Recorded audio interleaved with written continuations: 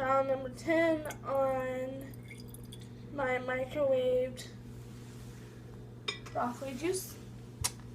And I figured out why children don't like broccoli now. The broccoli juice looks terrifying. Well, that's good for you. Doesn't matter, it's gross.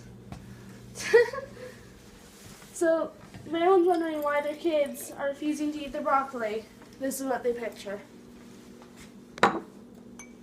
What chemical is that? This is my iodide solution. Okay. And that? Starch indicator. Starch solution. Yep. And that. Hydrochloric acid. 1, 2, 3. Boom! I'm fast at this. As long as you're taking your time to make sure that you're not over titrating it, of course. Uh-huh. So tell me, what exactly is happening? What is the reaction actually happening? What does the color change mean? Well, normally it would just react with the hydrochloric acid, the starch, the iodide solution, and the potassium iodate. But the reason why it's not doing that right away as soon as I add some iodate is because the elemental iodine that's in this from the hydrochloric acid and the iodine mixing together is because of the ascorbic acid.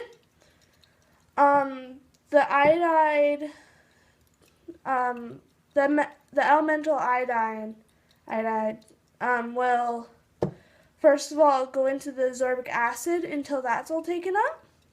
And then once it is, there's elemental iodide left in the solution for it to mix and change the color.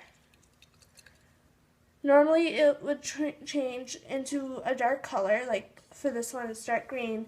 For the red pepper it was dark orange, almost brown. So you're saying it's the most important thing to make your endpoint is a color change? Yeah, because once the color changes, you know that your titration was fully finished. Okay, so now that you know that your titration's finished and how much iodate you used, what do you do with that information? I write down my little blue book, And which if my uncle comes and walks over here with the recording, I can show you. Oh, they're all nice numbers there, but what do they mean? This was the initial number that started out on the barrette.